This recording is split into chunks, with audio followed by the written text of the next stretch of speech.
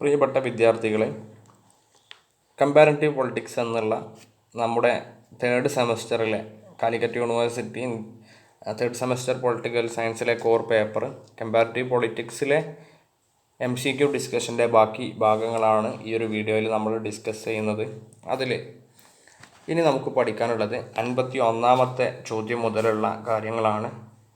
51ാമത്തെ ചോദ്യം, who was the first president of USA? അമേരിക്കയുടെ ആദ്യത്തെ പ്രസിഡന്റ് ആരായിരുന്നു എന്നതാണ് ചോദിച്ചിട്ടുള്ളത്. 51ാമത്തെ ചോദ്യത്തിൻ്റെ ഓപ്ഷൻസ് ജെയിംസ് മാഡിസൺ എന്നും Alexander Hamilton, Benjamin Franklin, George Washington എന്നൊക്കെ കൊടുത്തിട്ടുണ്ട്. യഥാർത്ഥ ഉത്തരം ജോർജ് വാഷിങ്ടൺ ആണ്. ഓപ്ഷൻ ഡി ആണ് 51ാമത്തെ ചോദ്യത്തിൻ്റെ അമേരിക്കൻ്റെ ആദ്യത്തെ പ്രസിഡന്റ് എന്നുള്ളൊരു ക്വസ്റ്റ്യൻ ആൻസറായിട്ട് വരുന്നത്. ഓക്കെ, ദെൻ 52ാമത്തെ question, which is the oldest written constitution in the world? ലോകത്ത് എഴുതപ്പെട്ട ഭരണഘടനകളിൽ ഏറ്റവും പഴയ ഭരണഘടന ഏതാണ് എന്നതാണ്. ഇതിലിവിടെ സ്വിറ്റ്സർലാൻഡും ഇന്ത്യയും ഫ്രാൻസും USA ആൻസർ വരുന്നത്. അതിൻ്റെ ഉത്തരവും USA ആണ്. അമേരിക്കൻ ഭരണഘടനയാണ് എഴുതപ്പെട്ട ഭരണഘടനകളിൽ ഏറ്റവും ഓൾഡസ്റ്റ് ആയിട്ട് നിലനിൽക്കുന്നത്. 53ാമത്തെ ചോദ്യം, which one of the following is not a feature of the constitution of USA? American ഭരണഘടനയുടെ ഭാഗമല്ലാത്തത് അല്ലെങ്കിൽ ഒരു ഫീച്ചർ അല്ലാത്തത് ഏതാണെന്നുള്ളതാണ് ചോദിച്ചിട്ടുള്ളത്. Popular sovereignty, federal system, checks and balance, then unwritten nature. Okay, അതിൻ്റെ ഉത്തരം ഡി ആണ് വരുന്നത്. അൺറിട്ടൺ അല്ല, അമേരിക്കൻ കോൺസ്റ്റിറ്റ്യൂഷൻ റിട്ടൺ കോൺസ്റ്റിറ്റ്യൂഷൻ ആണ്. ഫിലാഡൽഫിയ കൺവെൻഷനിൽ വെച്ചിട്ട് എഴുതി തയ്യാറാക്കിയ ഭരണഘടനയാണ് അമേരിക്കയുടേത്. 54ാമത്തെ ചോദ്യം, which constitution of the world is called by Gladstone as the most wonderful work ever struck off at a given time by brain and purpose of man? Okay, അപ്പം ഒരു കോൺസ്റ്റിറ്റ്യൂഷനെ കുറിച്ച് അതിൻ്റെ തയ്യാറാക്കലുമായി ബന്ധപ്പെട്ട കൊട്ടേഷനാണ് കൊടുത്തിട്ടുള്ളത്. ഇത് ഏത് രാജ്യത്തിൻ്റെ ഭരണഘടനയുമായി ബന്ധപ്പെട്ടതാണ് എന്നതാണ് ചോദിച്ചിട്ടുള്ളത്. അതിൻ്റെ ഉത്തരം വരുന്നതും ഓപ്ഷൻ ഡി ആണ്, കോൺസ്റ്റിറ്റ്യൂഷൻ ഓഫ് USA. 55ാമത്തെ ചോദ്യം, the system of government enshrined US constitution is, അതായത് അമേരിക്കൻ ഭരണഘടനയിലുള്ള പ്രധാനപ്പെട്ട ഒരു ആശയമാണ്, ഏതാണെന്നുള്ളതാണ് അവിടെ ഡോട്ടുകൾ ചോദിച്ചിട്ടുള്ളത്. അതിൻ്റെ ആൻസർ വരുന്നത് ഫെഡറൽ സിസ്റ്റം എന്നുള്ളതാണ്. അമേരിക്കൻ കോൺസ്റ്റിറ്റ്യൂഷൻ ഫെഡറൽ സിസ്റ്റമാണ്. Unitary system, mixture of both federal and unity, none of this above എന്നുള്ള രീതിയിലൊക്കെ ഓപ്ഷൻസ് വന്നിട്ടുണ്ട്. ഫെഡറൽ സിസ്റ്റമാണ് അമേരിക്കൻ കോൺസ്റ്റിറ്റ്യൂഷൻ, ഫെഡറൽ സിസ്റ്റമാണെന്നുള്ളത് നമ്മൾ ഓർത്തു വെക്കണം. എപ്പോഴും ലോകത്തെ തന്നെ ഫെഡറൽ സിസ്റ്റത്തിൻ്റെ ഏറ്റവും ബേസിക് എക്സാമ്പിളായിട്ട് പരിഗണിക്കുന്നതാണ് അമേരിക്കൻ കോൺസ്റ്റിറ്റ്യൂഷൻ. 56ാമത്തെ ചോദ്യം, in USA the residuary powers arrest with, അതായത് USAയിൽ റെസിജ്വറി പവേഴ്സ് ആർക്കാണ് എന്നുള്ളതാണ് ചോദിച്ചിട്ടുള്ളത്. 56ാമത്തെ ചോദ്യം. 56ാമത്തെ ചോദ്യത്തിൻ്റെ ആൻസറുകളായിട്ട് നാഷണൽ ഗവൺമെൻറ് എന്നും സ്റ്റേറ്റ് ഗവൺമെൻറ് എന്നും both central government and state government എന്നും നൺ ഓഫ് ദീസ് എന്നും കൊടുത്തിട്ടുണ്ട്. ആൻസർ വരുന്നത് ഓപ്ഷൻ ബി ആണ്, ദ സ്റ്റേറ്റ് ഗവൺമെൻറ് എന്നുള്ളതാണ്. ദെൻ 57ാമത്തെ ചോദ്യം, where do the disputes between national government and state governments must be settled as per the provisions of the US Constitution? American കോൺസ്റ്റിറ്റ്യൂഷനിൽ national ഗവൺമെൻറ്റും state ഗവൺമെൻറ്റുകളുമുള്ള ഏതെങ്കിലും തരത്തിലുള്ള ഡിസ്പ്യൂട്ടുകൾ പരിഹരിക്കാനുള്ള സമിതി എന്ന് പറയുന്നത് ഏതാണ് എന്നുള്ളതാണ് ചോദിച്ചിട്ടുള്ളത്. അതിൽ 57 ഓപ്ഷൻ കൊടുത്തിട്ടുള്ളത് കോൺഗ്രസ് എന്നാണ്, B option the federal court എന്നുള്ളതാണ്, സി ഓപ്ഷൻ ദ സെനറ്റ് എന്നാണ്, ഡി ഓപ്ഷൻ പാർലമെൻ്ററി കമ്മിറ്റി എന്നാണ്. ഓപ്ഷൻസ് ബി ആണ് അതിൻ്റെ ആൻസറായിട്ട് വരുന്നത്, ഫെഡറൽ കോർട്ടാണ്. 58ാമത്തെ ചോദ്യം, who is considered as the chief exponent of the theory separation of powers? അതായത് അധികാര വിഭജനം, സെപ്പറേഷൻ ഓഫ് പവേഴ്സ് എന്നുള്ള ഒരു പ്രധാനപ്പെട്ട തിയറിയുടെ എക്സ്പോണൻ്റ് ആരാണ് ഇത് കൊണ്ടുവന്നത് എന്നുള്ളതാണ്. ഓക്കെ, വിത്തൗട്ട് എനി ഡൗട്ട് നമുക്ക് പറയാൻ പറ്റും മോണ്ടസ്ക്യൂ ആണ്. മോണ്ടസ്ക്യൂവിൻ്റെ പ്രധാനപ്പെട്ട ആശയമാണ് സെപ്പറേഷൻ ഓഫ് പവർ എന്ന് പറയുന്നത്, അധികാര വിഭജനം. 59ാമത്തെ ചോദ്യം, the theory of separation of powers is mainly associated with, അതും നേരത്തെ ക്വസ്റ്റ്യൻ്റെ അതേ ക്വസ്റ്റ്യൻ തന്നെയാണ്. അതിൻ്റെ ഉത്തരം വരുന്നതും മോണ്ടസ്ക്യൂ ആണ്. സെപ്പറേഷൻ ഓഫ് പവർ എന്നുള്ള ആ ഒരു ചിന്ത ആരുടെ തിയറിയിൽ നിന്നാണ് രൂപീകരിക്കപ്പെട്ടിട്ടുള്ളത് എന്നുള്ളതാണ് ചോദിച്ചിട്ടുള്ളത്. മോണ്ടസ്ക്യൂ തന്നെയാണ്. അതിൻ്റെ ഉത്തരം വരുന്നത് എ ആണ്. 60ാമത്തെ ചോദ്യം, the theory of separation of powers is meaningful with, അതായത് ഈ സെപ്പറേഷൻ ഓഫ് പവർ എന്നുള്ളത് താഴെ പറയുന്ന ഓപ്ഷനുകളിൽ ഏതുമായി ബന്ധപ്പെട്ടതാണെന്നുള്ളതാണ് ചോദിച്ചിട്ടുള്ളത്. 60ാമത്തെ ക്വസ്റ്റ്യൻ അതിൻ്റെ എ ഓപ്ഷനായിട്ട് ചെക്സ് ആൻഡ് ബാലൻസ് എന്ന് കൊടുത്തിട്ടുണ്ട്, ബി ഡെലഗേറ്റഡ് ലെജിസ്ലേഷൻ എന്ന് കൊടുത്തിട്ടുണ്ട്, സി പാർലമെൻ്ററി സോവറിനിറ്റി എന്ന് കൊടുത്തിട്ടുണ്ട്, ഡി സുപ്രീമസി ഓഫ് ജുഡീഷ്യറി എന്ന് കൊടുത്തിട്ടുണ്ട്. ഓക്കെ, ചെക്സ് ആൻഡ് ബാലൻസ് എന്നുള്ളതാണ് അതിൻ്റെ ആൻസർ വരുന്നത്. സെപ്പറേഷൻ ഓഫ് പവർ എന്ന് പറയുമ്പോൾ എക്സിക്യൂട്ടീവ്, ലെജിസ്ലേച്ചർ, ജുഡീഷ്യറി എന്നുള്ള 3 സംവിധാനങ്ങളായിട്ട് പ്രവർത്തിക്കുമ്പോൾ അവിടെ ചെക്സ് ആൻഡ് ബാലൻസിന് കൃത്യമായ പ്രാധാന്യം ഉണ്ടാകും എന്നുള്ളതാണ് പറയുന്നത്. ഓക്കെ, 61ാമത്തെ ചോദ്യം, the power of judiciary to nullify and legislative measures or executive action if it is detrimental to the constitution principle of, അതായത് താഴെ പറയുന്നതിൽ ഏത് ആശയത്തെക്കുറിച്ചാണ് ഇവിടെ വിശദീകരിച്ചിട്ടുള്ളത്. അപ്പോൾ ഇവിടെ the power of judiciary to nullify any legislative measures, അതായത് ലെജിസ്ലേച്ചർ നിയമനിർമ്മാണ വിഭാഗം എടുക്കുന്ന ഒരു തീരുമാനത്തെ ഇല്ലാതാക്കാൻ അല്ലെങ്കിൽ ആ ഒരു തീരുമാനത്തെ ഇൻവാലിഡായിട്ട് ഡിക്ലെയർ ചെയ്യാനുള്ള പദവിക്ക് അല്ലെങ്കിൽ ആ ഒരു അധികാരത്തെ വിളിക്കുന്ന പേരെന്താണെന്നുള്ളതാണ് ചോദിച്ചിട്ടുള്ളത്. അപ്പോൾ അതിൻ്റെ ഉത്തരം ജുഡീഷ്യൽ റിവ്യൂ ആണ്. ഓക്കെ, ഭരണഘടനാപരമായിട്ട് ഒരു നിയമത്തിന് സാധ്യത ഉണ്ടോ ഇല്ല എന്നുള്ളത് ചെക്ക് ചെയ്യുന്ന പ്രോസസ്സിനെയാണ് ജുഡീഷ്യൽ റിവ്യൂ എന്ന് പറയാം. അങ്ങനെയാണെങ്കിൽ നള്ളിഫൈ ചെയ്യാനുള്ള അധികാരം, അതായത് അതിന് ഇൻവാലിഡായിട്ട് പ്രഖ്യാപിക്കാനുള്ള അധികാരം കോടതികൾക്ക് ഉണ്ടാകും. അപ്പോൾ 61ാമത്തെ ചോദ്യത്തിൻ്റെ ഉത്തരം ജുഡീഷ്യൽ റിവ്യൂ എ എന്നുള്ള ഓപ്ഷനാണ്. 62ാമത്തെ ചോദ്യം, which article of the US constitution vest legislative powers with the Congress. Okay, in American ഭരണഘടനയിൽ which article of the US constitution vest the legislative powers with Congress, കോൺഗ്രസിന് ലെജിസ്ലേറ്റീവ് അധികാരം നൽകുന്നത് ഏത് ആർട്ടിക്കിളാണെന്നുള്ളതാണ് ചോദിച്ചിട്ടുള്ളത്. ആർട്ടിക്കിൾ 1, 2, 3, 4 ഓപ്ഷൻസ് അങ്ങനെ കൊടുത്തിട്ടുണ്ട് ABCD ആയിട്ട്. അതിൽ ആർട്ടിക്കിൾ 1 ആണ് US കോൺഗ്രസിന് ലെജിസ്ലേറ്റീവ് പവർ ഉണ്ടെന്ന് പറയുന്നത് ആർട്ടിക്കിൾ 1 അനുസരിച്ചിട്ടാണ്. 62ാമത്തെ ചോദ്യത്തിൻ്റെ ഉത്തരം ആർട്ടിക്കിൾ 1 എന്നുള്ളതാണ്. ദെൻ 63ാമത്തെ ചോദ്യം, which article of the US constitution vest the executive power with the president, American പ്രസിഡന്റിന് എക്സിക്യൂട്ടീവ് പവർ നൽകുന്ന ആർട്ടിക്കിൾ ഏതാണെന്നുള്ളതാണ് ചോദിച്ചിട്ടുള്ളത്. അതിൻ്റെ ഉത്തരം ആർട്ടിക്കിൾ 3 ആണ്. ഓക്കെ, ഓപ്ഷൻ സി ആണ് ഉത്തരം വരുന്നത്, ആർട്ടിക്കിൾ 3. 64ാമത്തെ ചോദ്യം, which article of the US constitution vest the judicial power with Supreme Court of USA, American കോൺസ്റ്റിറ്റ്യൂഷനിൽ സുപ്രീം കോടതിക്ക് അധികാരങ്ങൾ നൽകുന്നത് ഏത് ആർട്ടിക്കിളിൻ്റെ അടിസ്ഥാനത്തിലാണ് എന്നുള്ളതാണ് ചോദിച്ചിട്ടുള്ളത്. 64ാമത്തതിൻ്റെ ആൻസറും ആർട്ടിക്കിൾ 3 തന്നെയാണ്. ഓക്കെ, 64ാമത്തതിൻ്റെ ആൻസർ ആർട്ടിക്കിൾ 3 സി ഓപ്ഷനാണ് വരുന്നത്. 65ാമത്തെ ചോദ്യം, which of the following is not a qualification for election to American presidency, താഴെ പറയുന്നതിൽ അമേരിക്കൻ പ്രസിഡന്റ് സ്ഥാനത്തേക്ക് മത്സരിക്കുന്നതിന് അല്ലാത്തൊരു യോഗ്യത എന്താണെന്നുള്ളതാണ് ചോദിച്ചിട്ടുള്ളത്.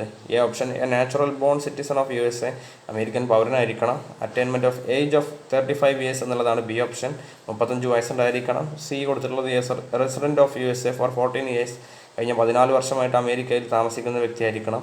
ഡി ഓപ്ഷൻ കൊടുത്തിട്ടുള്ളത് a member of American senate. Okay, American സെനറ്റിലുള്ള ഒരാൾക്ക് എന്ത് ചെയ്യാൻ പറ്റില്ല, അമേരിക്കയിൽ പ്രസിഡന്റ് ആകാൻ പറ്റില്ല. അതാണ് അവിടെ ഉത്തരമായിട്ട് വരുന്നത്. ഓക്കെ, 65ാമത്തിൻ്റെ ഉത്തരം ഓപ്ഷൻ ഡി. ഓക്കെ, ദെൻ നമ്മൾ 66ാമത്തെ ചോദ്യം, name of the American president who was elected 4 times to American presidency, American president സ്ഥാനത്തേക്ക് 4 വർഷം തിരഞ്ഞെടുക്കപ്പെട്ടിട്ടുള്ള അല്ലെങ്കിൽ 4 തവണ തിരഞ്ഞെടുക്കപ്പെട്ടിട്ടുള്ള പ്രസിഡന്റ് ആരാണെന്നുള്ളതാണ് ചോദിച്ചിട്ടുള്ളത്.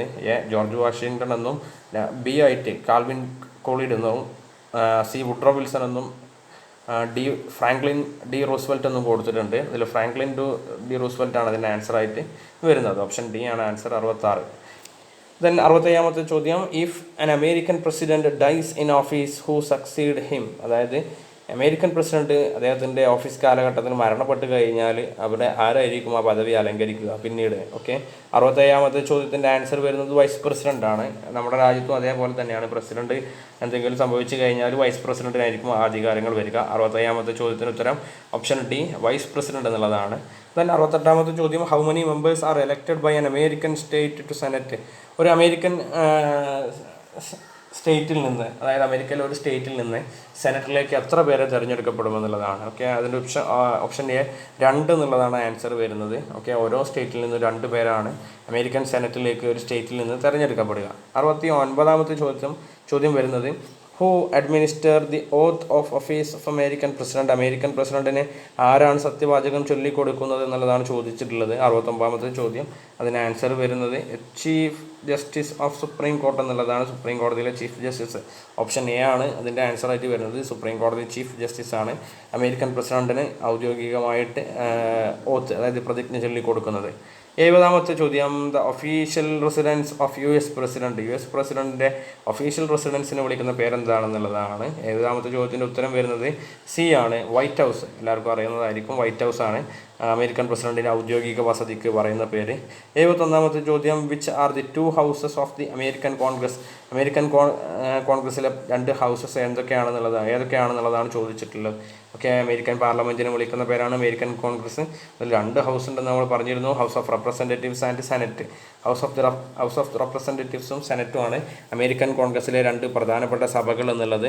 72ാമത്തെ ചോദ്യം, the lower age limit in USA to become a member of the house of representatives is, അതായത് അമേരിക്കയിലെ house of റെപ്രസെൻറ്റേറ്റീവ്സിൽ member ആകുന്നതിനുള്ള ഏറ്റവും ചെറിയ പ്രായം എത്രയാണെന്നുള്ളതാണ് ചോദിച്ചിട്ടുള്ളത്. അതിൻ്റെ ആൻസർ വരുന്നത് 25 വയസ്സാണ്. 25 വയസ്സ് കഴിഞ്ഞാൽ അമേരിക്കയിലെ ഹൗസ് ഓഫ് റെപ്രസെൻറ്റേറ്റീവ്സിൽ അംഗമാകാൻ കഴിയുമെന്നുള്ളതാണ്. 73ാമത്തെ ചോദ്യം, a member of the house of representative must be an inhabitant of, അതായത് അമേരിക്കൻ ഹൗസ് ഓഫ് റെപ്രസെൻറ്റേറ്റീവിലെ ഒരു മെമ്പർ ഏത് രീതിയിലായിരിക്കണം എന്നുള്ളതാണ്. ഓക്കെ, അതായത് അതിൻ്റെ ഓപ്ഷൻസ് വരുന്നത് A, the state from which he is elected, B, any state of US federation, C, outside this state from which he is elected, none of this. Okay, അപ്പം അതിൽ പറയുന്നത് option A, A state from which he is elected, അദ്ദേഹം തിരഞ്ഞെടുക്കുന്ന സ്റ്റേറ്റിൽ അതിൽ നിന്നുള്ള member ആയിരിക്കണം എന്നുള്ളതാണ് ഇവിടെ ഓപ്ഷനായിട്ട് വരുന്നത്. അമേരിക്കയിലെ ഹൗസ് ഓഫ് റെപ്രസെൻറ്റേറ്റീവ്സിന്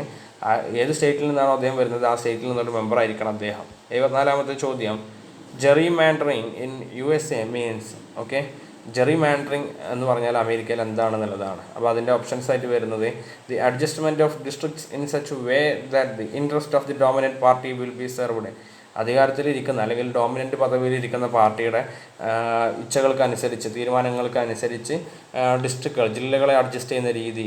ഓക്കെ, അതിനെ വിളിക്കുന്ന പേരാണ് ജെറി മാൻഡറിങ് എന്നുള്ളത്. ഓപ്ഷൻ എ തന്നെയാണ് അതിൻ്റെ ആൻസറായിട്ട് വരുന്നത്. ജെറി മാൻഡറിങ് എന്ന് വെച്ചാൽ ഇലക്ഷനിൽ വിജയിക്കാൻ വേണ്ടിയിട്ട് അധികാരത്തിലിരിക്കുന്ന പാർട്ടി അവർക്ക് ഇഷ്ടമുള്ള രീതിയിൽ ജില്ലാ സംവിധാനങ്ങൾ അല്ലെങ്കിൽ ഭരണ സംവിധാനത്തിൽ ജില്ലകളെ അവർക്ക് ഇഷ്ടമുള്ള രീതിയിൽ വേർതിരിക്കുന്ന രീതിയെ വിളിക്കുന്ന പേരാണ് ജെറി മാൻഡറിങ് എന്നുള്ളത്. 75ാമത്തെ ചോദ്യം, what is Cannon revolt? Cannon revolt എന്ന് പറഞ്ഞാൽ എന്താണെന്നുള്ളതാണ് ചോദ്യം.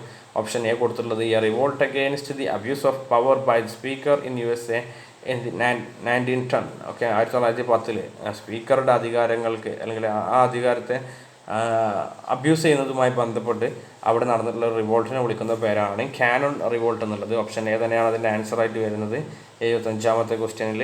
76ാമത്തെ ചോദ്യം, who is the floor leader of house of representatives in USA? American house of റെപ്രസെൻറ്റേറ്റീവ്സിലെ ഫ്ലോർ ലീഡർ, അതായത് അവിടെ മീറ്റിങ്ങുകൾ നടക്കുമ്പോൾ അതിൽ ലീഡർ ആരായിരിക്കും എന്നുള്ളതാണ്. ഓക്കെ, 76ാമത്തെ ചോദ്യത്തിൻ്റെ ആൻസർ വരുന്നത് speaker of the house of the representatives ആണ് അവിടെ ഫ്ലോർ മാനേജറായിട്ട് അല്ലെങ്കിൽ ഫ്ലോർ ലീഡറായിട്ട് അറിയപ്പെടുന്നത്. 75ാമത്തെ ചോദ്യം, the 2 prominent political parties in USA പ്രധാനപ്പെട്ട 2 പൊളിറ്റിക്കൽ പാർട്ടീസ് ഏതൊക്കെയാണെന്നുള്ളതാണ്. നമുക്ക് ഒരുപാട് പേർക്ക് അറിയാവുന്നതാണ്. ഒന്ന് ഡെമോക്രാറ്റിക് പാർട്ടിയാണ്, മറ്റൊന്ന് റിപ്പബ്ലിക്കൻ പാർട്ടിയാണ്. ഓക്കെ, അതൊന്ന് കൃത്യമായിട്ട് ഓർത്ത് വെക്കാം, Democratic party and Republican party. 78ാമത്തെ ചോദ്യം, the first president of France under the constitution of fifth റിപ്പബ്ലിക്കിൻ്റെ കീഴിൽ ഫ്രാൻസിലെ ആദ്യത്തെ പ്രസിഡന്റ് ആരാണെന്നുള്ളതാണ് ചോദിച്ചിട്ടുള്ളത്. ഓക്കെ, ജനറൽ ഡി ഗാല്വേ ആണ് അതിൽ ആദ്യത്തെ പ്രസിഡൻ്റായിട്ട് വരുന്നത്. 79ാമത്തെ ചോദ്യം, the constitution of fifth republic of France came into force on. ഇപ്പോൾ ഇന്നത്തെ ഫ്രാൻസിൽ ഫിഫ്ത്ത് റിപ്പബ്ലിക്കിൻ്റെ കീഴിലുള്ള കോൺസ്റ്റിറ്റ്യൂഷൻ നിലവിൽ വന്നത് എന്നു മുതലാണെന്നുള്ളതാണ് ചോദിച്ചിട്ടുള്ളത്. 4 ഓപ്ഷൻസ് കൊടുത്തിട്ടുണ്ട്. അതിൽ 4ാമത്തെ ഓപ്ഷൻ ഡി ആണ് ആൻസറായിട്ട് വരുന്നത്. 4th October 1958, 1958 ഒക്ടോബർ 4-നാണ് ഫ്രാൻസിൽ നിലവിലുള്ള ഫിഫ്ത്ത് റിപ്പബ്ലിക്ക് അധികാരത്തിൽ വരുന്നത്. ഓക്കെ, 80ാമത്തെ ചോദ്യം, the 2 houses of French parliament under the fifth republic are? Fifth റിപ്പബ്ലിക്കിൻ്റെ കീഴിലുള്ള പാർലമെൻറ്റിലെ 2 ഹൗസസ് ഏതൊക്കെയാണെന്നുള്ളതാണ്. Okay, option A national assembly and senate എന്നുള്ളതാണ് ആൻസറായിട്ട് വരുന്നത്. നാഷണൽ അസംബ്ലിയും സെനറ്റും ആണ് ഫ്രാൻസിലെ 2 പ്രധാനപ്പെട്ട ഹൗസസ് എന്ന് പറയുന്നത്. 81ാമത്തെ ചോദ്യം, the lower house of the French പാർലമെൻറ്റിൻ്റെ ലോവർ ഹൗസ് ഏതാണ്? ഓക്കെ, അതിൻ്റെ ആൻസർ വരുന്നത് നാഷണൽ അസംബ്ലി എന്നുള്ളതാണ്. നാഷണൽ അസംബ്ലിയാണ് ഫ്രഞ്ച് പാർലമെൻറ്റിൻ്റെ ലോവർ അസംബ്ലി ആയിട്ട് അറിയപ്പെടുന്നത്. 82ാമത്തെ ചോദ്യം, the French legal and judicial system bear the imprint of, അതായത് അവർ ഫ്രാൻസിൽ the French legal and judicial system, അവിടുത്തെ നിയമവ്യവസ്ഥിതികളും നീതിന്യായ വ്യവസ്ഥിതിയും ഏതുമായി ബന്ധപ്പെട്ടാണ് കൂടുതൽ നിലനിൽക്കുന്നത് എന്നുള്ളതാണ്. Okay, option A Roman law എന്നുള്ളതാണ്. റോമൻ ലോ അനുസരിച്ചിട്ടാണ് പല കാര്യങ്ങളും ഫ്രാൻസിൽ നിലനിൽക്കുന്നത്. 83ാമത് ചോദ്യം, in France the court of കാഷൻ is, അതായത് ഫ്രാൻസിലെ കോടതികൾ അതുമായി ബന്ധപ്പെട്ടിട്ടുള്ള ഒരു ആശയമാണ് ചോദിച്ചിട്ടുള്ളത്. 83ാമത്തെ ചോദ്യം, in France the court of cassation എന്ന് പറയുന്നത് എന്താണെന്നുള്ളതാണ്. അതിൻ്റെ ആൻസർ വരുന്നത് the top of ordinary codes എന്നുള്ളതാണ്. The top of ordinary codes. Okay. 84ാമത്തെ ചോദ്യം, where is the executive power vested in Switzerland? സ്വിറ്റ്സർലാൻഡിലെ എക്സിക്യൂട്ടീവ് പവർ ആരുടെ കൈവശമാണ് വെസ്റ്റഡ് നിലനിൽക്കുന്നത് എന്നുള്ളതാണ് ചോദിച്ചിട്ടുള്ളത്. അതിൻ്റെ ആൻസർ വരുന്നത് ഫെഡറൽ കൗൺസിൽ എന്ന് പറയുന്ന സംവിധാനം സ്വിറ്റ്സർലാൻഡിലുണ്ട്. എ ഓപ്ഷനാണ് ആൻസർ ആയിട്ട് വരുന്നത്. 85ാമത്തെ ചോദ്യം, the upper house of Swiss legislature is known as? സ്വിറ്റ്സർലാൻഡിലെ ലെജിസ്ലേച്ചറിൻ്റെ അപ്പർ ഹൗസ് ആയിട്ട് അറിയപ്പെടുന്നത് ഏതാണെന്നുള്ളതാണ് 85ാമത്തെ ചോദ്യം. ഇതിന് ആൻസർ വരുന്നത് കൗൺസിൽ ഓഫ് സ്റ്റേറ്റ് എന്നുള്ളതാണ്. കൗൺസിൽ ഓഫ് സ്റ്റേറ്റ് ആണ് സ്വിറ്റ്സർലാൻഡിലെ അപ്പർ ഹൗസ് ആയിട്ട് അറിയപ്പെടുന്നത്. 86ാമത്തെ ചോദ്യം, what is the lower house of Swiss federal legislature? സ്വിറ്റ്സർലാൻഡിലെ ഫെഡറൽ ലെജിസ്ലേച്ചറിൽ ലോവർ ഹൗസ് ആയിട്ട് അറിയപ്പെടുന്നത് ഏതാണെന്നുള്ളതാണ്. അതിൻ്റെ ആൻസർ വരുന്നത് നാഷണൽ കൗൺസിൽ എന്നുള്ളതാണ്. 87ാമത്തെ ചോദ്യം, let the 100 flowers blossom, let the 100 school of thought content. Okay, അതിന് ആ ഒരു ആശയം ആരാണ് പറഞ്ഞിട്ടുള്ളത്? ഈ 100 ഫ്ലവേഴ്സ് ബ്ലോസം എന്ന് പറഞ്ഞാൽ അത് ചൈനയിൽ മാവോ സേതുങ്ങിൻ്റെ പ്രധാനപ്പെട്ട ഒരു ആശയത്തിൽപ്പെട്ടതാണ്. 100 പൂക്കൾ വിരിയട്ടെ എന്ന് പറഞ്ഞിട്ടുള്ള ഒരു ആശയം വരുന്നത്. ഓക്കെ, അപ്പോൾ 100 പൂക്കൾ വിരിയട്ടെ, 100 ഫ്ലവേഴ്സ് ബ്ലോസം എന്ന് കണ്ടാൽ നേരെ നിങ്ങൾക്ക് മാവോ സേതുങ്ങിനെ സെലക്ട് ചെയ്യാം. ഓപ്ഷൻ ഡി 87ൻ്റെ ഓപ്ഷൻ വരുന്നത് ഓപ്ഷൻ ഡി ആണ്, മാവോ സേതു. ഓക്കെ. 88ാമത്തെ ചോദ്യം, A communist party rule was started in China in the year? ഏത് വർഷമാണ് ചൈനയിൽ കമ്മ്യൂണിസ്റ്റ് പാർട്ടി ഭരിക്കാൻ ആരംഭിച്ചിട്ടുള്ളത് എന്നുള്ളതാണ് ചോദ്യം വരുന്നത്. ഓപ്ഷൻ സി ആണ് അതിൻ്റെ ഉത്തരം. 1949, 1949 ആണ് ആൻസർ ആയിട്ട് വരുന്നത്. 89ാമത്തെ ചോദ്യം, who launched cultural revolution in China? ചൈനയിൽ കൾച്ചറൽ റവല്യൂഷൻ എന്നുള്ള ആശയം ആരംഭിച്ചത് ആരാണെന്നുള്ളതാണ് ചോദിച്ചിട്ടുള്ളത്. അതിൻ്റെ ഉത്തരവും മാവോ സേതുങ് തന്നെയാണ്. മാവോ സേതുങ് ആണ് ചൈനയിൽ കൾച്ചറൽ റവല്യൂഷൻ എന്നുള്ള ആശയം കൊണ്ടുവന്നിട്ടുള്ളത്. 90ാമത്തെ ചോദ്യം, the highest organ of the state power in by the 1982 constitution of communist China? അതായത് 1982 ചൈനീസ് കോൺസ്റ്റിറ്റ്യൂഷനുമായി ബന്ധപ്പെട്ട് highest organ of state power, രാജ്യത്തെ ഏറ്റവും കൂടുതൽ അധികാരമുള്ള വിഭാഗം എന്ന് പറയുന്നത് ആരാണെന്നുള്ളതാണ് ചോദിച്ചിട്ടുള്ളത്. ഓക്കെ, അതിൻ്റെ ഉത്തരം option A national people's congress എന്നുള്ളതാണ് വരുന്നത്. നാഷണൽ പീപ്പിൾസ് കോൺഗ്രസ് അമേരിക്കയിൽ പ്രധാനപ്പെട്ട എല്ലാ കാര്യങ്ങളും തീരുമാനിക്കുന്ന സംവിധാനമാണ് നാഷണൽ പീപ്പിൾസ് കോൺഗ്രസ് എന്നുള്ള പേരിൽ അറിയപ്പെടുന്നത്. അതാണ് ചൈനയിലെ ഏറ്റവും വലിയ സംവിധാനമായിട്ട് അറിയപ്പെടുന്നത്.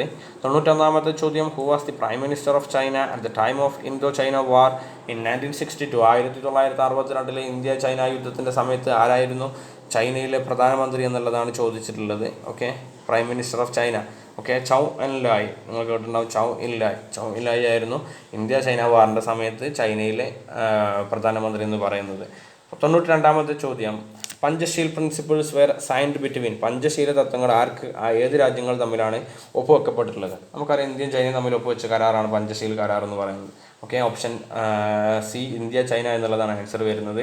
93ാമത്തെ ചോദ്യം, China attacked India in the year? China ഏത് വർഷമാണ് ഇന്ത്യയെ അറ്റാക്ക് ചെയ്തിട്ടുള്ളത് എന്നുള്ളതാണ് ചോദിച്ചിട്ടുള്ളത്. 1962. ഓപ്ഷൻ എ ആണ് ആൻസർ വരുന്നത്.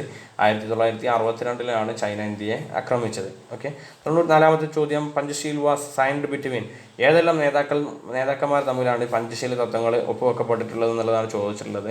അത് നമുക്ക് അറിയുന്നതാണ്. ഓപ്ഷൻ എ ചൗ എൻ ലായും നെഹ്റുവും തമ്മിലാണ്. നെഹ്റു ആൻഡ് ചൗ എൻ ലായും നെഹ്റുവും തമ്മിൽ ഒപ്പുവെച്ച കരാറാണ് പഞ്ചശീല തത്വങ്ങൾ എന്ന് പറയുന്നത്. 95ാമത്തെ ചോദ്യം, which of the following country follows unicameralism? താഴെ പറയുന്ന രാജ്യങ്ങളിൽ ഏത് രാജ്യമാണ് യൂണികാമറലിസം ഫോളോ ചെയ്യുന്നത് എന്നാണ് ചോദിച്ചിട്ടുള്ളത്. അതിൻ്റെ ആൻസർ വരുന്നത് കമ്മ്യൂണിസ്റ്റ് ചൈന എന്നുള്ളതാണ്. Communist China. 95ാമത്തതിൻ്റെ ഉത്തരം കമ്മ്യൂണിസ്റ്റ് ചൈന. ബാക്കി ഫ്രാൻസിൽ യൂണികാമറലിസം ഇല്ല, USA ദെൻ മറ്റ് രാജ്യങ്ങളിലൊന്നും ഇല്ല. ദെൻ ചൈനയിൽ മാത്രമാണ് യൂണികാമറലിസം നിലനിൽക്കുന്നത്. 95ാമത്തെ ചോദ്യം. 96ാമത്തെ ചോദ്യം, the article 1 of the constitution of India describe India is A? Indian ഭരണഘടനയുടെ ആർട്ടിക്കിൾ 1 എന്തിനെക്കുറിച്ചാണ് വിശദീകരിക്കുന്നത് എന്നാണ് ചോദിച്ചിട്ടുള്ളത്. അപ്പോൾ ആർട്ടിക്കിൾ 1 അനുസരിച്ച് India is A union of state എന്നുള്ളതാണ്. ഒരുപാട് സ്റ്റേറ്റുകൾ കൂടി ചേർന്ന ഒരു യൂണിയനാണ് ഇന്ത്യ എന്നാണ് article 1 of the constitution describe ചെയ്യുന്നത്.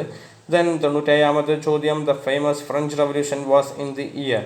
ഫ്രഞ്ച് റവല്യൂഷൻ ഏത് വർഷമാണ് നടന്നത് എന്നുള്ളതാണ് ചോദിച്ചിട്ടുള്ളത്.